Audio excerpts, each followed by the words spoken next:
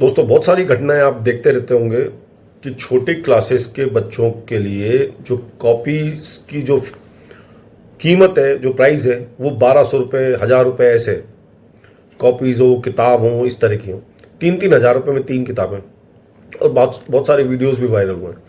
Recently एक हरदोई का case भी था जिसमें एक SC/ST एक्ट लगा दिया गया है उस प्रिंसिपल के खिलाफ जो बहुत शराब वगैरह का बोले जा रही थी, पेरेंट्स के साथ बदतमीजी कर रही थी। मेरा मुद्दा इस समय SC/ST एक्ट लगाने का नहीं है, क्योंकि वो बनता भी नहीं है और जो रिपोर्ट हुई है वो गलत हुई है। SC/ST एक्ट के खिलाफ के हिसाब से रिपोर्ट करी गई है, पर SC/ST एक्ट बनता ही नहीं है, क्योंकि उसमें जातिगत किसी तरह का कोई वो नहीं है, उसने कोई जातिगत बोला नहीं है। पर एनीवेज, मुद्दा मेरा ये नहीं है कि SC/ST एक्ट लगाया। मुद्दा ये है कि इतनी महंगी किताबें गवर्नमेंट कर क्या रही है। जो ड्रेस 500 रुपये की आ सकती है वो 3000 की, 2500 की, 2000 की आती है। जो कॉपी 50 रुपये की आ सकती है वो 250 रुपये की आती है।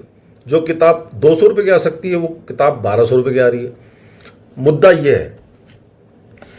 अब सबसे बढ़िया बात क्या हुई है, मैं आपको बताऊं। सबसे बढ़िया बात ये हुई है कि जो पेरेंट्स का जो ऑर्गेनाइजेशन है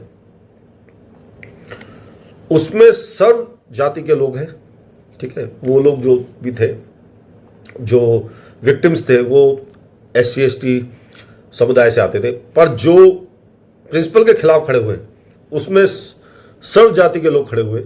उन्होंने मैडम के घुटने टिकवा दिए, मैडम से क्षमा मंगवा ली, माफ़ी मंगवा ली, सॉरी मंगवा लिया। उन्होंने अपोलॉजी उनसे करवा ली, और एक से नहीं करवाई, पूरे ग्रुप से करवाई। जितने भी पेरेंट्स थे वहाँ पे, उसमें सर्व जाति के लोग थे। तो पेरेंट्स की एकता की वजह से उनकी कहीं ना कहीं जीत हुई। बच्चों को वापस लिया गया, हालांकि वो गलत थी, प्रिंसिपल बिल्कुल गलत थी, उसको इस तरह से बोलना नहीं चाहिए।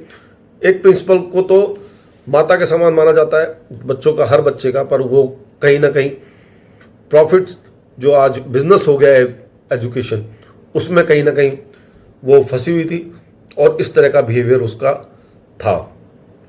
तो मुद्दा ये है कि अगर संगठित रहेंगे तो हम देश में भी जीतेंगे, समाज में भी जीतेंगे, किसी कुरीति को भी दूर कर पाएंगे।